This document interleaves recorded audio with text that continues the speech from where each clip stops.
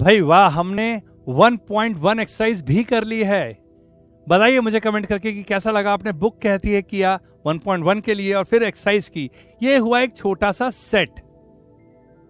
आपको जब भी स्पीकिंग चॉक्स कुछ ऑफर करेगा या आप कहीं पे भी क्यूआर कोड को स्कैन करेंगे जहां से आप एक्सरसाइज और चैप्टर्स को सीखना चाहेंगे, मतलब सेल्फ स्टडी करना सीखना चाहेंगे, देखिए पूरा क्रेडिट जाता है एनसीईआरटी बुक को। मैं तो सिर्फ आपकी हेल्प कर रहा हूं सेल्फ स्टडी करने के लिए। लेकिन जब भी मिलेगा आपको ऐसे ही मिलेगा। बुक कहती है और एक्सरसाइज, दैट इज पहले खुद पढ़िए और फिर एक्सरसाइज करिए।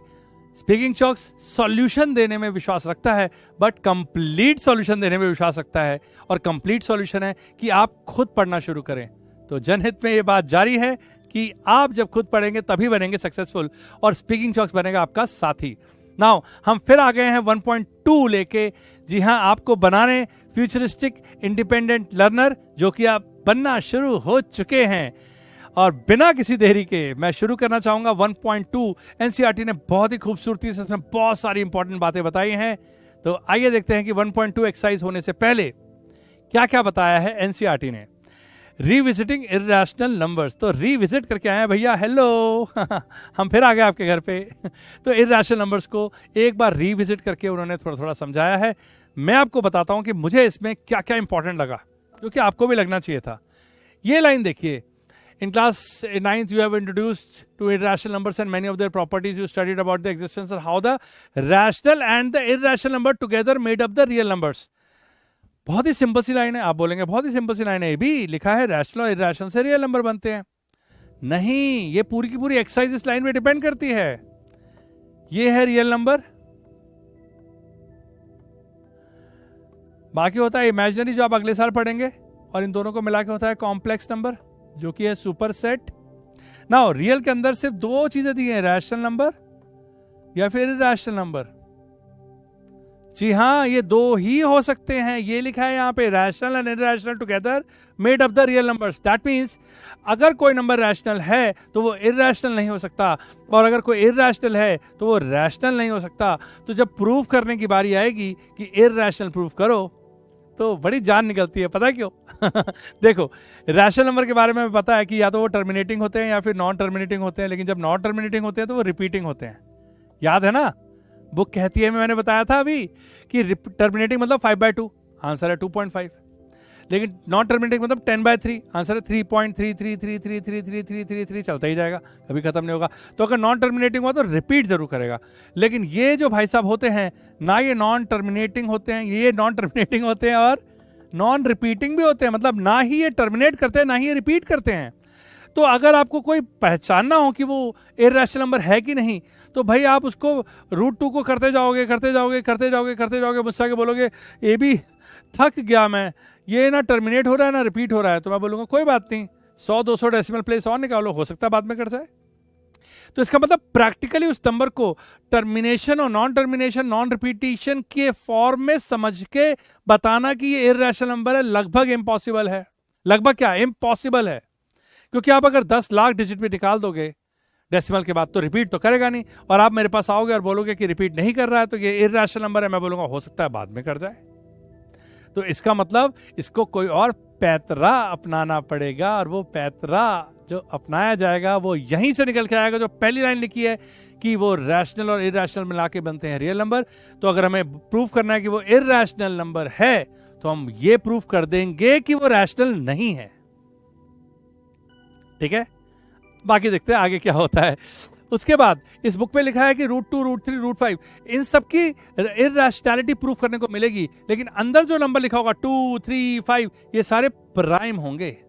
मतलब आपको ऐसा कोई नंबर नहीं मिलने वाला कि √22 को करके बताओ या √15 को करके बताओ कि ये इर्रेशनल है।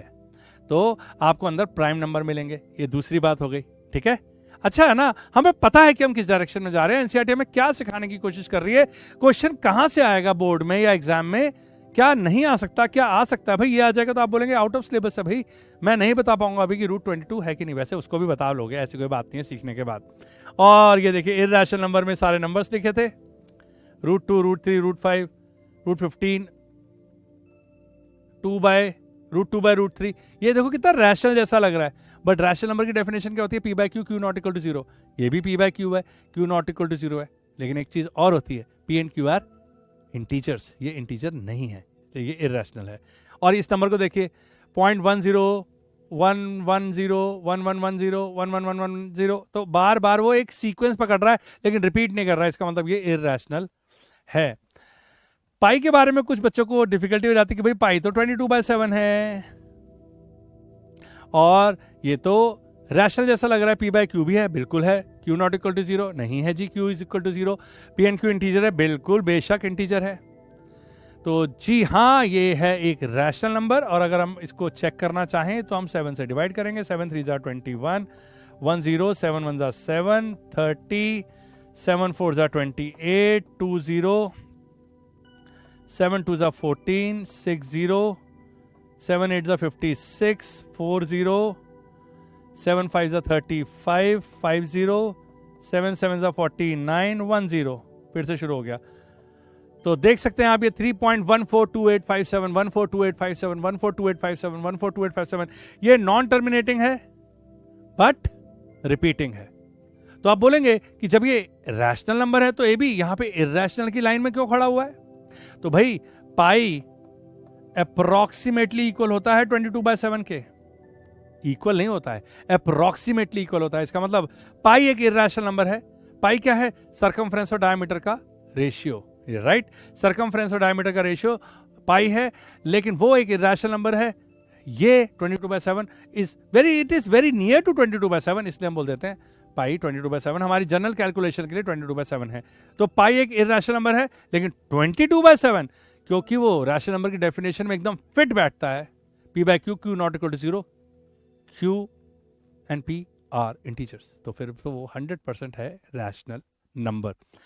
वाओ ये देखा मैंने। तो ये सब जब मैंने पढ़ा खुद, तो मुझे लगा कि मैं अपने दोस्त के साथ शेयर करूंगा कि ऐसे आप सेल्फ स्टडी करेंगे, ऐसे ही करना चाहिए। पढ़िए, एक्सप्लोर करिए, ढूंढिए।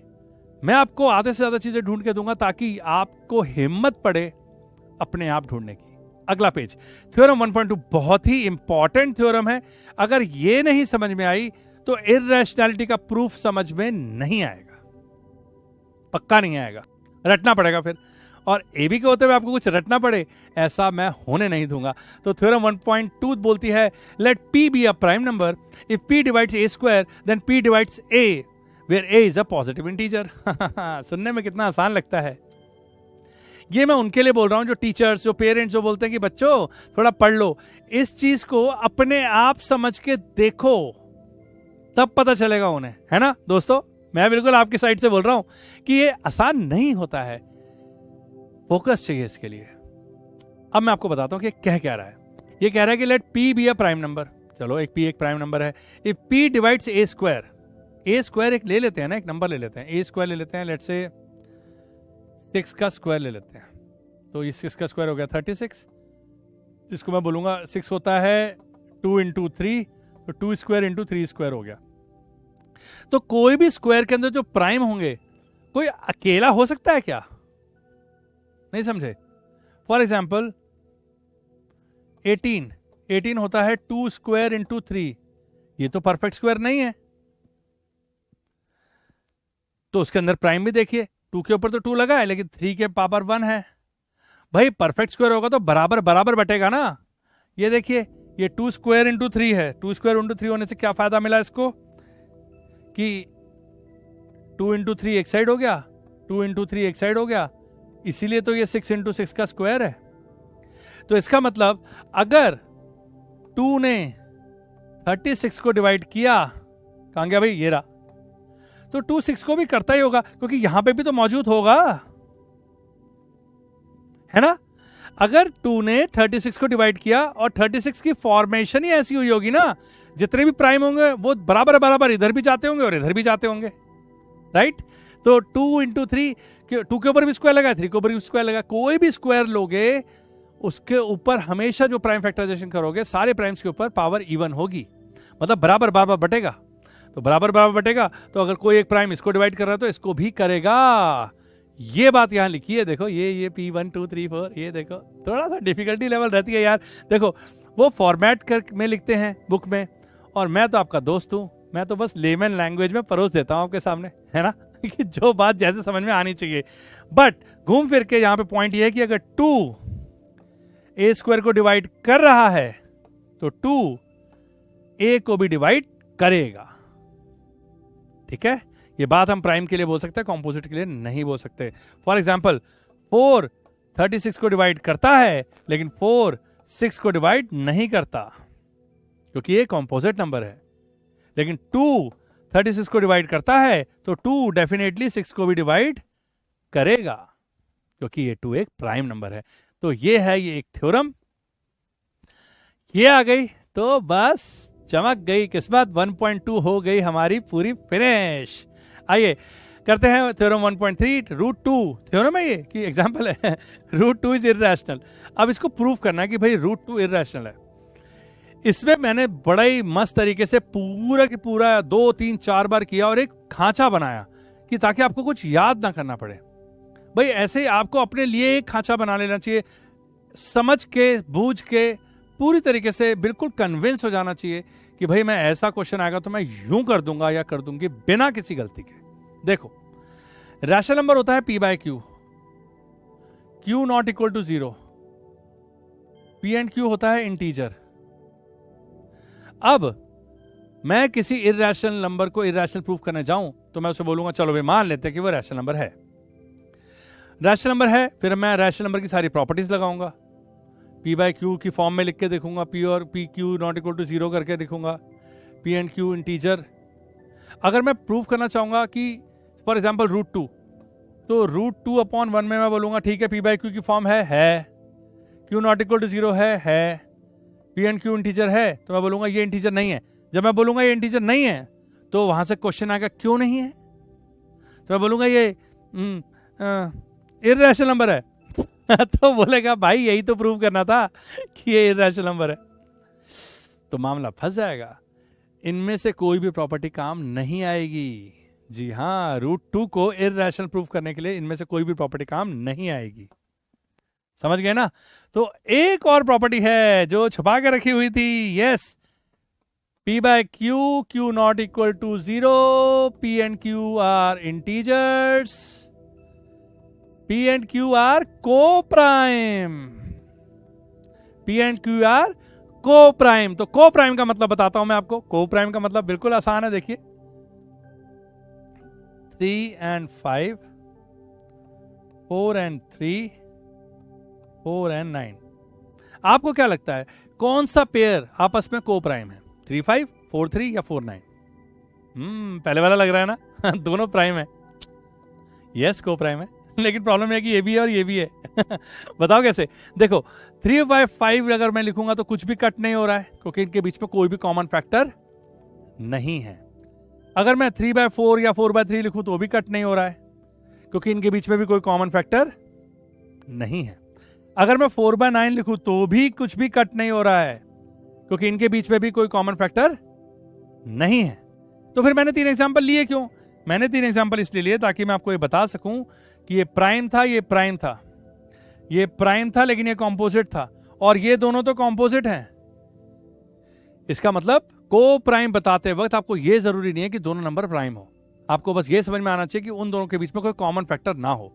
वो दोनों प्राइम हो सकते हैं, एक प्राइम एक कॉम्पोजिट हो सकता है, या दोनों कॉम्पोजिट भी हो सकते हैं, लेकिन अगर उनके बीच में कोई कॉमन फैक्टर नहीं है तो फिर वो को प्राइम है।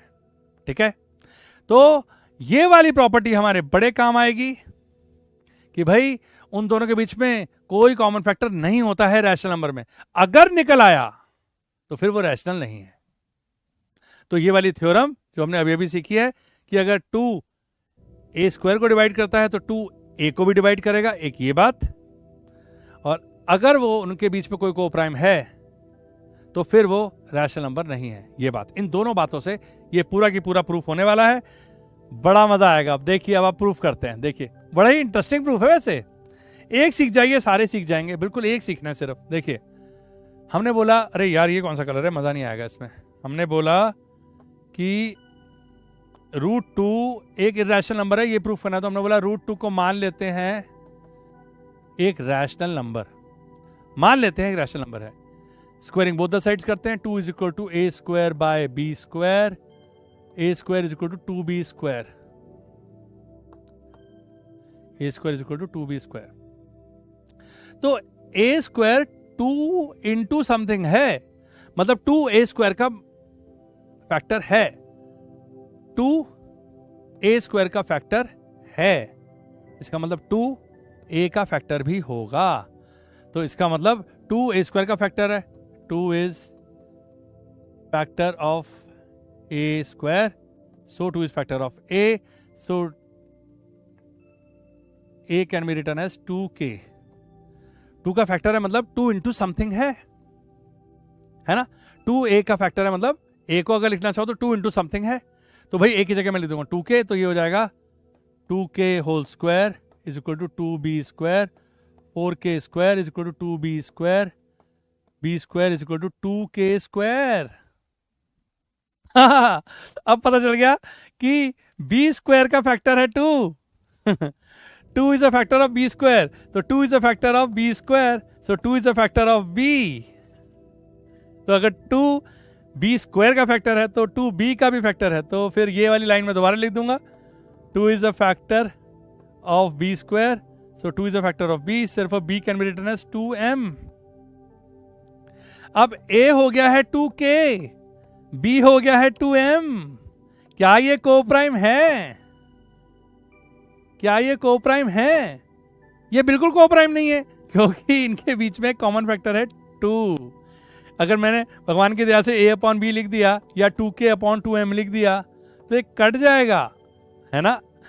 तो बस इसको फिर से रिवाइज कर लेते हैं। इसका मतलब ये रैशनल नंबर नहीं है, और अगर ये रैशनल नंबर नहीं है तो पहली लाइन जो हमने पढ़ी थी कि रैशनल और इरैशनल से मिलकर बनते हैं रियल नंबर, तो अगर ये रैशनल नहीं है, ये नहीं है, तो ये पक्का ये है। कितनी ब्यूटीफुल बुक है, देखिए पहली लाइन से लेकर आखिरी लाइन तक सब कुछ इंपॉर्टेंट है। फिर से देख लेते हैं। √2a/b स्क्वायर किया, a square by b square, a square is equal to 2b square. तो ए स्क्वायर अगर 2 इंटू समथिंग है तो इसका मतलब ए स्क्वायर का एक फैक्टर 2 है, तो 2 is a factor of a square. और अगर 2 ए स्क्वायर का फैक्टर है तो इस थ्योरम के हिसाब से 2 ए का फैक्टर भी है, और अगर वो ए का फैक्टर है तो ए को मैं लिख सकता हूं 2 into something, that is 2k। 2k डाल दिया ए स्क्वायर की जगह पे, बी भी निकल आया, बी का फैक्टर भी निकल आया 2। अब ए का भी फैक्टर है 2, बी का फैक्टर भी है 2, तो इसका मतलब 2 दोनों का फैक्टर है, इसका मतलब वो दोनों कोप्राइम नहीं है। और ये शर्त थी, हमने शुरू में माना था कि लेट्स से कि ये है एक रैशनल नंबर, जो कि अब हो गया है कॉन्ट्राडिक्ट। ये यहां पे लिखा हुआ है, देखिए ये स्क्वायर, ये a is equal to 2c, ये b, 2 is a common factor, therefore √2 is not rational. और अगर वो नहीं है रैशनल तो फिर वो ऑटोमेटिकली हो गया है इरैशनल। क्या बात है, ब्यूटीफुल प्रूफ। इसी तरीके से √3 को कर दिया प्रूफ, बिल्कुल सेम। जल्दी जल्दी करें एक बार। √3 को ले लिया a/b, स्क्वायर किया तो हो गया a square by b square, a square is equal to 3b square, तो 3 is a factor of a square, तो 3 is a factor of a, तो a can be written as 3k। 3k square whole square is equal to 3b square, so b square is equal to 3k square, तो 3 is a factor of b square, so 3 is a factor of b square, so 3 is a factor of b, तो b is equal to 3m। So a हो गया है 3k, b हो गया है 3m। ये coprime नहीं है, कोप्राइम नहीं है, कोप्राइम नहीं है। कहीं लिखा है यहाँ पे common factor, but it contradicts that the a b and coprime. तो ये पहले मान के चल रहा था कि common but no common factor other than 1, but it contradict that the a b have no other common factor then 1। किसी 1 के अलावा कोई कॉमन फैक्टर ना होना मतलब कोप्राइम होना। यहाँ पे तो नेक्स्ट पे तो सीधा सीधा लिख दिया है कि ये कोप्राइम नहीं है, और इसकी वजह से √3 रैशनल नहीं है, और अगर वो रैशनल नहीं है तो फिर उसको होना ही पड़ेगा इरैशनल। अब अगर इस टाइप के क्वेश्चन आ जाए जिसमें 5 माइनस √3 को इरैशनल प्रूफ करना है, तो आप बोलेंगे ठीक है 5 minus √3 is equal to a/b, √3 is equal to this. तो एक इरैशनल को एक साइड ले गए और बाकी सब एक साइड लेके आ गए। अब ये तो पता है कि ये तो रैशनल है, तो √3 को भी रैशनल होना चाहिए, क्योंकि rational is equal to rational होगा, राइट भाई। ये तो रैशनल है definitely, a and b integer है, तो 5 माइनस a/b जो भी कर लो यार, कोई भी a और b की वैल्यू डालो, घूम फिर के तो रैशनल ही आएगा। जब रूट ही नहीं लगा वहां पे तो कोई ना कोई नंबर तो आएगा। और रूट 3 को आप प्रूफ कर दोगे कि इरैशनल है। तो रैशनल और इरैशनल कैसे बराबर हो सकते हैं सामने आमने? आई बात समझ में? तो बस सारी चीजों को आप एक साइड में ले जाइए, रैशनल नंबर को एक साइड में और इरैशनल को एक साइड में, और बस ये बोल दीजिए ये है रैशनल और ये है इरैशनल। तो ये तो भाई नहीं हो सकता, इसलिए ये पूरा की पूरा है इरैशनल नंबर। हमने जो शुरू में इसको मान लिया था कि रैशनल है, इसकी कोई संभावना नहीं है, क्योंकि जब रैशनल मान लिया 5 minus root 3 is equal to a by b लिख दिया, तो ये हो गया है root 3 is equal to 5 minus a by b. ये पार्ट रैशनल नंबर है, ये हम ऑफ कोर्स प्रूव कर चुके हैं कि ये इरैशनल है, और irrational can never be equal to rational. So हमारा अजम्पशन ही गलत है, ये गलत है, इसलिए ये नंबर इरैशनल है, रैशनल नहीं है। वाओ। एंड यहां पे भी 3√2 में भी यही किया है। 3√2 को फिर हमने मान लिया कि ये रैशनल है, 3 नीचे ले गए तो √2 इज इक्वल टू 3a/3 भी हो गया। ये तो एक रैशनल नंबर है डेफिनेटली, और ये हम प्रूव कर चुके हैं कि ये इरैशनल नंबर है। इरैशनल रैशनल के बराबर कैसे हो सकता है? इसलिए हमारी अजम्पशन जो थी शुरू की वही गलत है। फिर से बोल दूं, 3√2 is equal to a by b है, तो √2 इज इक्वल टू 3/a/3 भी है। ये रैशनल है, ये रैशनल नंबर है, और ये इरैशनल नंबर है। ये दोनों कभी बराबर नहीं हो सकते, इसलिए जो हमने शुरुआत में माना था वही गलत है। और माना क्या था कि 3√2 रैशनल है, और अब वो रैशनल नहीं निकला। और अगर रैशनल नहीं निकला, पहले पेज के हिसाब से वो होगा सिर्फ और सिर्फ इरैशनल। तो ये है हमारा बुक कहती है 1.2। बाकी हम सब कुछ करेंगे शाम को 6:30 से 8 बजे। लेकिन मुझे कमेंट करके जरूर बताते रहिएगा कि कैसा लग रहा है आपको खुद पढ़ना और खुद आगे बढ़ना। मैं मिलूंगा आपसे एक्सरसाइज 1.2 के साथ। बहुत ही मजा आएगा, बहुत ही सिंपल एक्सरसाइज है। √2 √3 ये जो हमने अभी किया वापस से प्रूफ करना है, बस लिखना सीखेंगे बस। ठीक है, सी यू। क्या बात है, हम पहुंच गए हैं एक्सरसाइज 1.2 में, और पहला चैप्टर बिल्कुल खत्म होने को है। जी हाँ, आप मुझे कमेंट करके बताइए कि आपको बुक कहती है में 1.2 के पहले की बातें कितनी अच्छी तरह समझ में आई। वो थ्योरम समझ में आई कि नहीं आई कि if p is a prime and p is a factor of a square then p is also a factor of a। जी हाँ, क्योंकि ये जो एक्सरसाइज है ये अच्छी खासी उस थ्योरम पे डिपेंड करती है, राइट? वही चीज है जो बार बार भूल जाता हूं मैं भी, और जिसकी वजह से √5 √3 √2 √7 1/√2 इन सबको इरैशनल प्रूफ करना मेरे लिए डिफिकल्ट हो जाता था। कोई बात नहीं, रेड लाइट में तो हम करेंगे ही। जी हाँ, घबराने की जरूरत नहीं है। बुक कहती है कर लिया है अगर आपने, और उसके बाद अगर सेल्फ स्टडी कर ली है तो ये सोने पे सुहागा है। लेकिन इन केस आपने नहीं की है तो भी एक्सरसाइज आपको समझ में आ रहेगी। लेकिन मैं आपको रिकमेंड करूंगा कि आप बुक कहती है कि सेक्शन को अच्छे से वीडियो को देख के आए, क्योंकि वहां पे आपको बताया गया है एक एक पेज एनसीईआरटी का। जी हाँ, एक एक पेज, एक एक एग्जाम्पल, सब कुछ। अगर आप डायरेक्ट सॉल्यूशन देख रहे हैं तो ये तो भाई गलत बात हो गई ना। आप सॉल्यूशन देखना चाहते हैं, पढ़ना नहीं चाहते, नॉट गुड, राइट? आप इस मॉडल को अच्छे से जानते हैं। जब रेड लाइट जल रही हो तो अपने देना है हाथों को आराम, और लेना है आंखों से, कानों से और दिमाग से काम। और जब ग्रीन लाइट जल रही हो तो फिर आपको लिखने हैं आंसर। तो रेड लाइट पे आप सोचेंगे, समझेंगे और उस क्वेश्चन के बारे में जानेंगे कि उसमें क्या क्या अप्लाई करना है, क्या क्या आना चाहिए, जो आता था उसको रिकॉल करेंगे, वगैरह वगैरह वगैरह। ये प्रैक्टिस बहुत जरूरी है, ये एग्जाम में काम आएगी, ये अपने सेल्फ प्रैक्टिस के टाइम में काम आएगी, स्कूल में हर जगह काम आएगी, राइट? तो शुरू करते हैं बिना देरी के 1.2। Here we go. First question, obviously prove that √5 is a rational number. But red light जल रही है तो आपको टेंशन नहीं लेनी है और आपको आराम से चिल करके बैठना है और सुनना है। देखिए, किसी भी नंबर को, सबसे पहले हमको यह बात पता थी, एनसीईआरटी ने पहले ही पेज पे लिखी थी, रियल नंबर जो होते हैं वो या तो रैशनल होते हैं या इरैशनल होते हैं। और मैंने बोला था ये बहुत ही इंपॉर्टेंट लाइन है। तो आप बोलेंगे ये भी क्या है इसमें इंपॉर्टेंट? सिंपल सी बात है, रियल नंबर रैशनल और इरैशनल होते हैं। नहीं, रियल नंबर या तो रैशनल होते हैं या इरैशनल होते हैं, और कोई तीसरा टाइप नहीं होता है। यस, इसका मतलब अगर कोई बोले कि या तो ये हुआ तो ये नहीं, ये हुआ तो ये नहीं, ये बात समझ में आई? अगर कोई नंबर रैशनल हुआ तो वो इर्रेशनल नहीं है, और अगर इर्रेशनल हुआ तो रैशनल नहीं है। ऐसा नहीं है कि रैशनल नहीं था लेकिन कुछ और था, इर्रेशनल भी नहीं था, ऐसा नहीं हो सकता। तो या तो ये होगा या ये होगा। तो इस तरीके से अगर मैं देखूं तो बहुत ही सिंपल हो गया। अगर मुझे किसी नंबर को इर्रेशनल प्रूफ करना है तो मैं उसे कोशिश करता हूं रैशनल प्रूफ करने की। अगर रैशनल नहीं हुआ तो ऑटोमेटिकली वो इर्रेशनल कहलाएगा। लेकिन आप सोच रहे हो कि ऐसा क्यों, हमारे दिमाग में ऐसा कैसे आएगा? और मैं भी जब छोटा था मेरे को ये क्वेश्चन आया था दिमाग में कि ये क्या तरीका हुआ भाई इर्रेशनैलिटी प्रूफ करने का। मुझे ये कैसे समझ में आएगा कि मुझे रैशनल लेके अज्यूम करके सपोज करके चलना है और बाद में रैशनल को प्रूफ नहीं करूंगा तो फिर वो इर्रेशनल हो जाएगा, ये मुझे कैसे पता चलेगा? तो भाई सिंपल सी बात है कि इर्रेशनल नंबर क्या होते हैं? Non repeating, non terminating. अब आप रूट 2 की वैल्यू निकालने गए 1.414 एंड ब्ला ब्ला ब्ला ब्ला ब्ला ब्ला, निकालते रहे। एक साल बाद मेरे पास आए 10,000 डेसिमल प्लेसेस लेके कि एबी मैंने 10,000 डेसिमल प्लेसेस निकाल दिए, और मैं आपको बोल दूं कि हो सकता है आगे जाके रिपीट करना शुरू करे। कीप ऑन डूइंग बालक, keep on doing बालिके।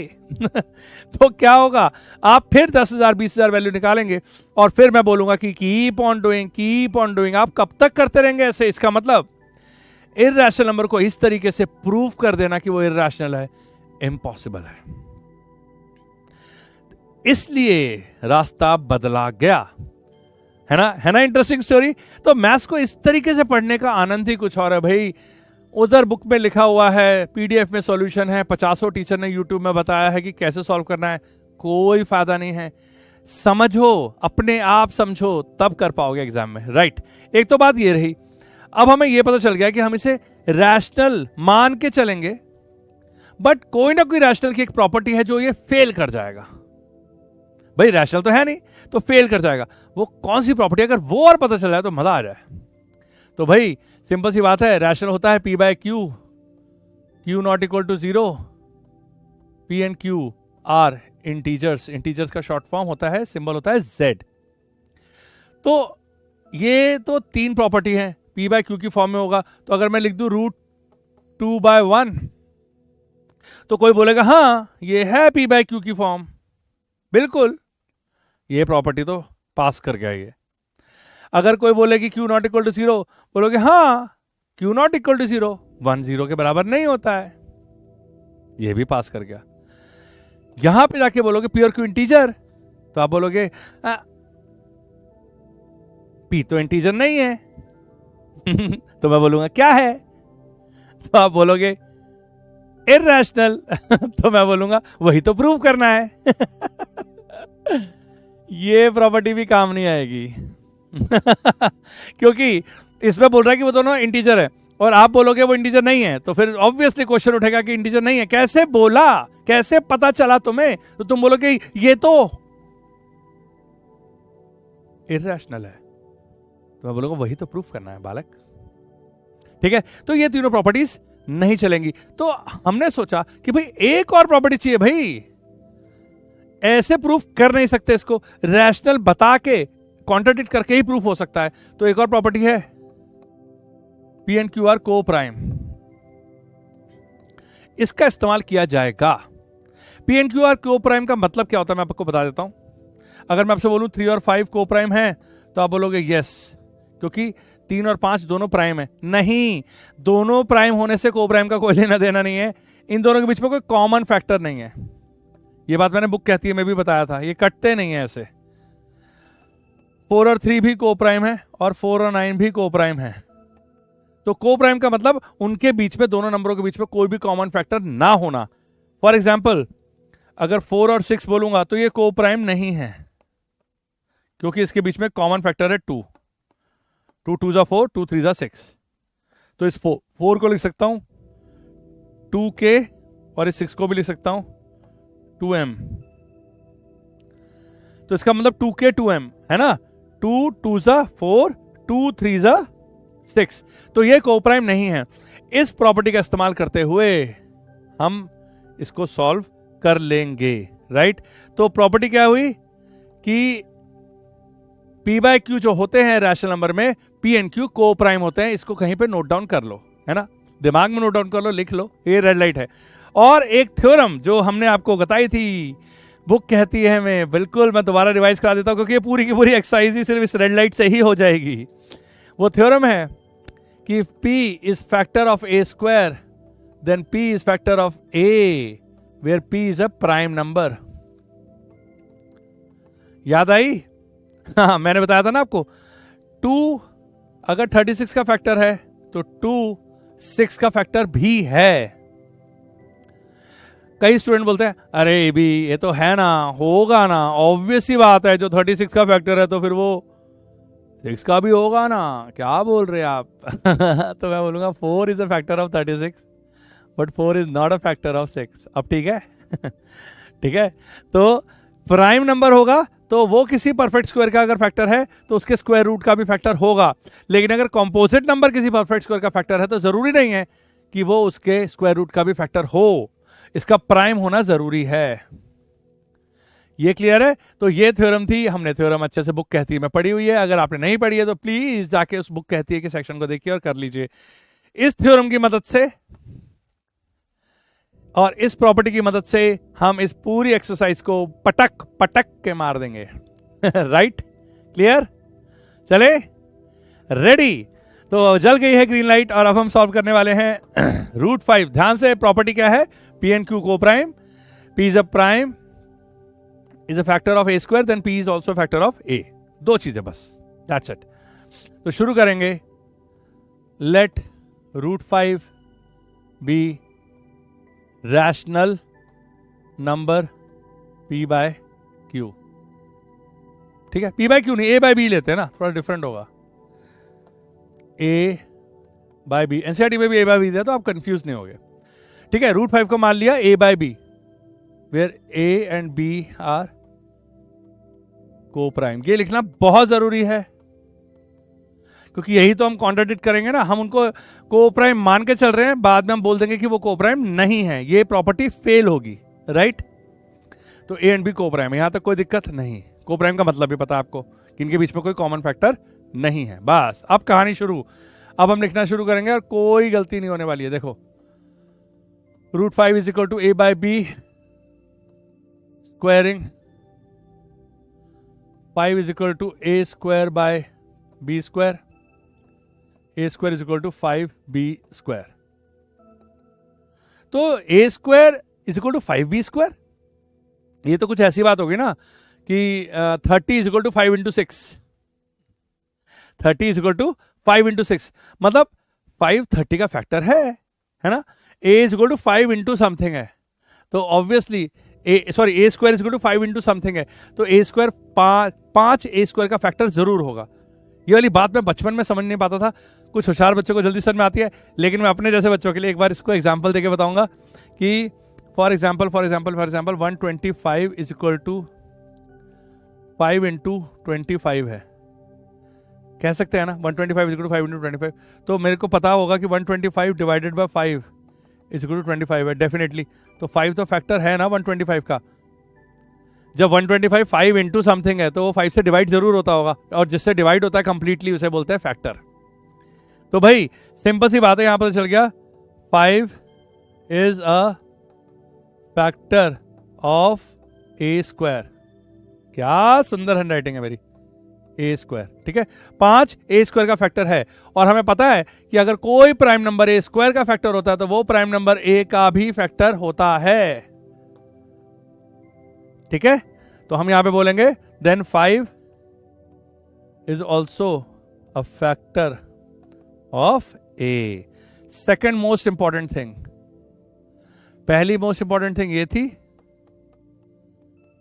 Second most, बस ये दो इंपॉर्टेंट बातें हैं। अब हमें पता चल गया कि 5 ए स्क्वायर का फैक्टर है, तो 5 ए का फैक्टर भी है।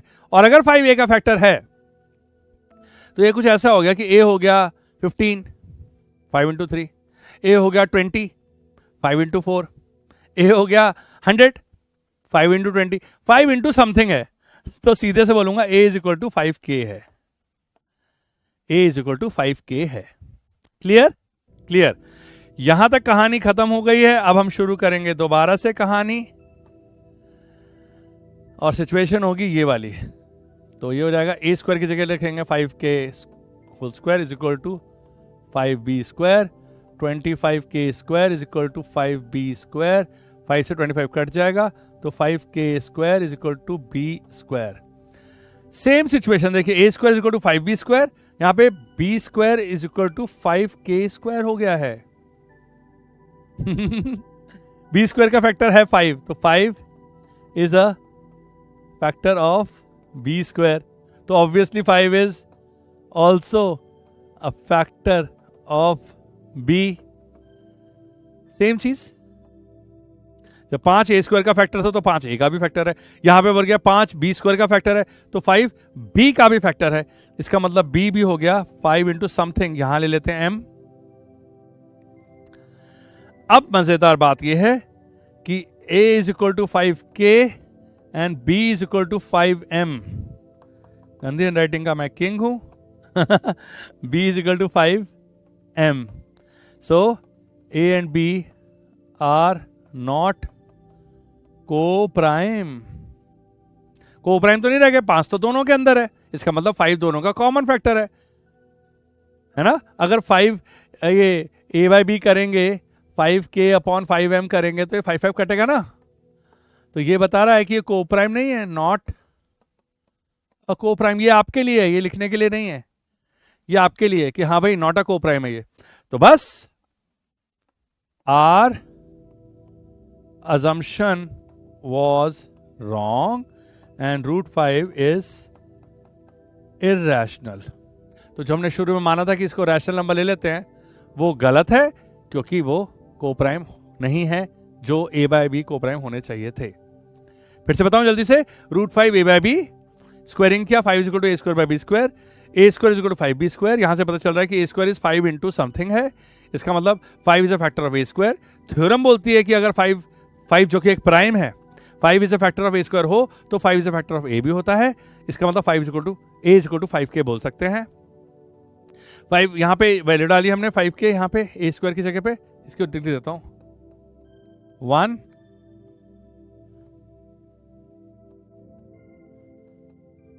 From 1, 5k whole square is equal to 5b square, ये खुल गया 25k square is equal to 5b square, 5k square is equal to b square, b square is equal to 5k square. Now 5 is a factor of b square, so 5 is a factor of b also. Then b is equal to 5 into something, so we can call it 5m, क्योंकि यहां पे हमने 5k ले लिया है। a is equal to 5k, b is equal to 5m, दोनों के factor में 5 है। a and b are not co-prime। Most important line ये लिखते ही our assumption is wrong and hence root 5 is not a rational number, and if it is not a rational number, it has to be irrational, क्योंकि real number या तो rational होगा या irrational होगा। NCERT ने पहले ही पेज पे लिखा हुआ है इंट्रोडक्शन में। बड़ा ब्यूटीफुल बुक, राइट। तो ये मैंने बिल्कुल डिटेल में समझाया है। अब हम चलेंगे स्पीड में, और अगला क्वेश्चन है 3 + 2 रूट 5 को इरैशनल प्रूफ करना है ना। इस टाइप के क्वेश्चन में आपके पास दो रास्ते हैं, आप अपने टीचर से भी पूछ सकते हैं कि भाई रूट 5 को इरैशनल प्रूफ करना जरूरी है क्या। अगर नहीं है तो इस टाइप के क्वेश्चन में जनरली ये अजम्पशन लेके चलते हैं कि रूट 5 इरैशनल है, ये पता है क्वेश्चन बनाने वाले को। 3 + 2 रूट 5 को इरैशनल प्रूफ करना है। क्लियर? तो ये आप अपने टीचर से एक बार पूछ लीजिएगा, और अगर करना भी पड़ जाए तो कोई दिक्कत नहीं है, आपको करना आता है रूट 5 को इरैशनल प्रूफ, तो प्रॉब्लम वो नहीं है, ये दोबारा लिखने की जरूरत नहीं है। रूट 5 इरैशनल मान के चल रहे हैं और हमें सिर्फ प्रूफ करना है कि 3 + 2 रूट 5 इरैशनल। रेड लाइट चल रही है, वैसे भी चिल करो। 3 + 2 रूट 5 इसको इरैशनल प्रूफ करना है। ये हिस्सा इरैशनल ऑलरेडी प्रूव्ड है। क्या करेंगे? कुछ नहीं करेंगे, इसको भी हम रैशनल ले लेंगे, a बाय बी। सिंपल, इस बार तो कोप्राइम वाला झंझट भी नहीं है। 2 root 5 is equal to a by b minus 3 is equal to a minus 3b upon b। 2 नीचे आ जाएगा तो रूट 5 ऐसे हो जाएगा। तो इस सिचुएशन में ले आना है, ये अकेला रह जाना चाहिए लेफ्ट साइड में। अकेला रह गया।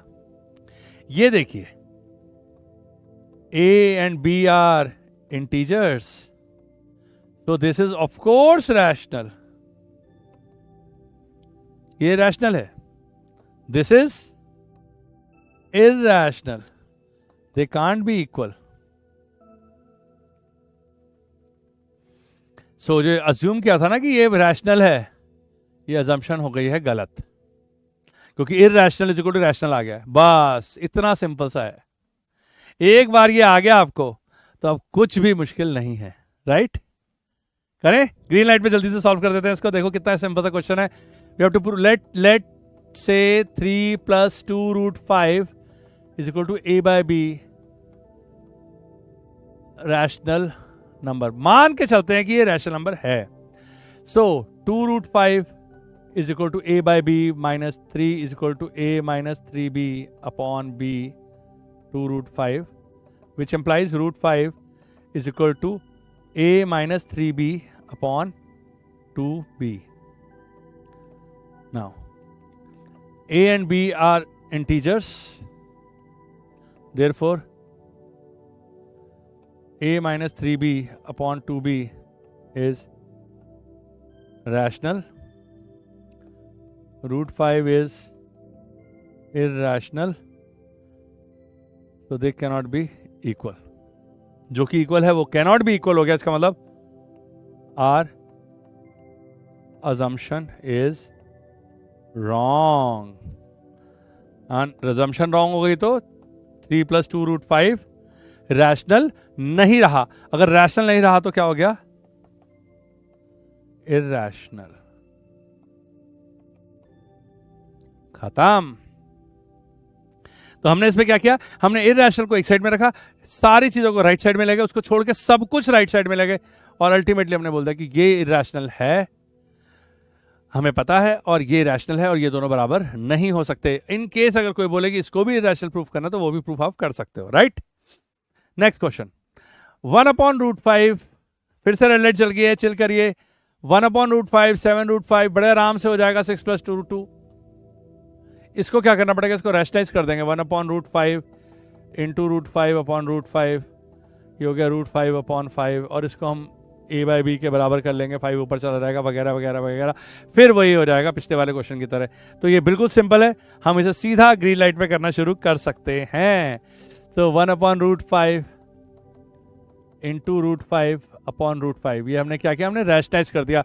हम डिनोमिनेटर से हटाना चाहते हैं, क्योंकि हमें √5 इरैशनल नंबर है ये पता है, 1/√5 इरैशनल नंबर है ये नहीं पता, इसलिए हम पहले उसको ऊपर लेके जाएंगे नॉर्मल कंडीशन में। तो ये हो जाएगा √5/5। अब यह ठीक है। अब बोलेंगे let √5/5 is equal to a by b, जो कि है रैशनल नंबर। तो √5 इज इक्वल टू 5a/b हो गया है। Now because a and b are integers, 5a/b is of course rational, so this is rational and this is irrational, so they can't be equal, and hence our assumption is wrong. Therefore 1/√5 is not rational, so of course it is irrational. Cool? दूसरा है 7√5। so 7√5 is equal to a by b ले लेते हैं। Suppose मान लीजिए late, और ये a by b क्या है? Rational number. सो √5 क्या हो गया? 2/7b। a और b दोनों क्या है? इंटीजर्स। तो 2/7b क्या हुआ? रैशनल, और ये क्या है? irrational, so they can't be equal. Our assumption is wrong, और assumption क्या थी? कि irrational है। 7√5 रैशनल है, ये assumption थी, और वो गलत हो चुकी है। इसका मतलब ये है irrational। ठीक है? और ये तो 6 + √2 is equal to a by b। हम मान के चलेंगे कि ये है rational number. √2 is equal to a by b - 6 is equal to a - 6b/b। कितने प्यारे प्यारे क्वेश्चन है ना? a और b है integer, so a minus 6b upon b हुआ rational. We know root 2 is irrational. Therefore, irrational can't be equal to rational.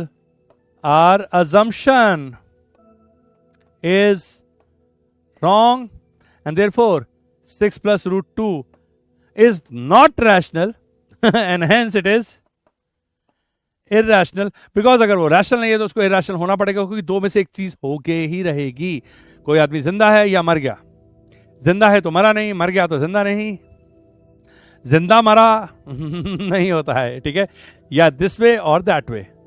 तो इस तरीके से हमने देखा कि कितने आसानी से एक रेड लाइट, कौन सी थी भाई, एक बार और देखना चाहेंगे. एक रेड लाइट जिसमें हमने सोच लिया कि भाई पी एंड क्यू को को प्राइम, बात मालूम होनी चाहिए. If P is a factor of a square, P is also factor of A when P is a prime number, ये बात अगर मालूम है तो दो पॉइंटर से ये पूरी की पूरी एक्सरसाइज को हमने पटक पटक के खत्म कर दिया.